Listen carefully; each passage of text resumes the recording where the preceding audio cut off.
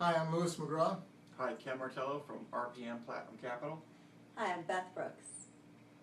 Ken, today we have we have a number of questions for you. I mean, we could keep you here all year, but one of the things that we want to ask is, what are some of the typical questions that consumers want to know? What's the part of the loan process? What are some of the concerns that people have when they call you? Because that's what we want to be here to answer for them. We want them to be able to come back and watch these videos over and over again so that once they watch them, they can, okay, well, I had that question, but I just didn't realize I had that question. So with you being the answer to the problem they didn't know that they already had, how can we better inform the consumer on some of the things that questions that have come across to you? Okay, so I just want to make sure that I'm the solution, not the problem in this case, right? Absolutely, Okay. absolutely. So most of the questions I get in the beginning of the process is, what can I afford? And then after what can I afford, how much is it going to cost me? And they want to know, what's my cash to close and what's my down payment, or what's my cash to close and what's my monthly payment. Okay. So during my pre-approval process, I look through all their documentation. I have them come in. We have a big screen, flat screen TV, and I put right up there for everyone to see a range of prices, what that means for their down payment, what it means for their mortgage payment, taxes, insurance, and then how it relates into the income. It's going to show them cash to close. Basically all the numbers behind the transaction, which I think we do really well, and a lot of banks don't do quite as good because they just tell them, you can afford 400, but they don't know the numbers or the why behind the 400. Correct. Well, so let's just say someone comes to you, they've been working, bread and butter family, single income, dual income family, not a lot of revolving credit card. Let's just say, keep it simple, they have 2 credit cards and 2 car payments. Okay. They've had solid employment for the last, say, 5 years, no gaps in employment. What are some of the questions that those people have for you? Like, because let's just say they've been renting for 5 years and now they realize, hey, we have this small nest egg, we want to start a family, the prices we see that are affordable. When they come to you, what are some of the things that they want to know from you?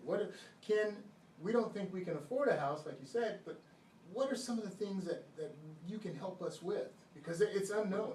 Well, that's, I think, part of the problem right there. So when someone buys a house, the average person might buy 1, 2, 3 houses in their lifetime. We're doing it every day, so sometimes we look at the process and we're like, oh, this is a very easy process. But if you look at some of those stress, they tell you how stressful an event is. Buying a house, getting a loan is very, very stressful for a lot of people. Because for me, when you don't have the knowledge or we don't have the power, in essence, it becomes a little more of a nerve-wracking event. So we want to make sure that when they come in, that we let them know from basically A to Z what that process is. Right. Here's the step. You get pre-approved, and then we go, we look at the range of prices. We pick an area that we're looking at. We put some particulars down as what we want in the house, so then someone like yourself can actually help them find that house. And then once we find the house, we can walk them through, how do we write an offer? What's the next step? Right. What's the next step? So one thing that I always do when I communicate with my clients is I say, whatever I'm calling them for, that phone call, I bring that up, and then I tell them what the next step is. And then, more importantly, how long is that next step going to take? Right. It's interesting that you say that because one of my first clients when I got into the real estate business, and it was all an educational process for me as well. But the thing that every deal is different. I always tell her, no 2 deals are the same, every scenario, regardless.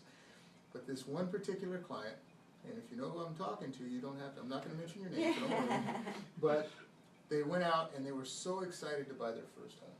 Okay, so they so we're in escrow. I explained to them the fees of the things they would have to pay up front, like the appraisal, home inspection. As much as people try to get out of the home inspection, I insist upon a home inspection. It's kind of like, it's just a necessity to purchase. Cheap insurance. That's it. So then they felt, okay, it's our dream home. They didn't want to take any of the new old furniture over to the new home, so they went out, Ken, and guess what they did? I can only imagine they bought a bunch of furniture, but on credit. Absolutely. Oh. Now, explain to me the pitfalls of doing so. How does that affect their qualifying ratios? Well, definitely we would have to take that in consideration. So a great example, and this happened literally today, the client is closing, first time home buyers. When we come in, we sit down, I give you a sheet of paper, I say, here's what you can't do and here are some problems that come up on the loan, and towards the top of the list is don't get any new credit. So this guy got a brand new pair of boots, and he got 20% off the pair of boots because it was at Sears, and they said, would you like 20% off on your purchase today? He said, yes, I would like to save $8. Well, we have to pull credit in the beginning of the process, and we pull credit at the end of the process, and we compare the two credit reports. Well, they differed, and they differed because he had a nice pair of boots on his Sears credit card. So we had to go through a process of, it took about 2-3 days to send it back to the underwriter, get the underwriter to approve it. It was a new final loan application. It was a lot more complicated than you would imagine for a $40 pair purchase. And the kicker is he saved $8, but there was a $59 annual fee, so he actually lost $41 and put his escrow in jeopardy because he got this pair of boots. Wow. That's one of the things that we love about Ken is that you have a whole team that you work with. And for the consumer out there, when you're, a lot of people tell you they have all kinds of things, they might throw papers at you, a lot of confusing things, but I like that you keep it super simple for people and that they have a team of people that are Absolutely. working for them, so you don't have to be the expert, you need to find the right expert, and you just want it simplified. Like for me, I go in, I don't want to know everything about finance, I do what I do, and I just want someone who's good and just give me all the simple ways, just tell me step by step what I need to do.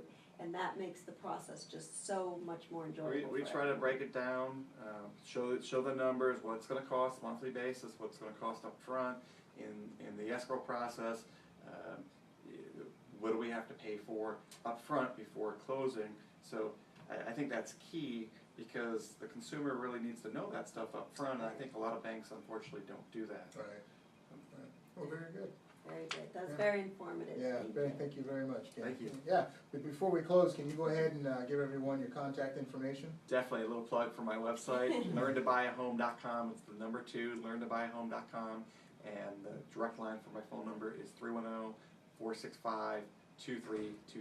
All right, thank you very much. Thank you. Thanks, guys.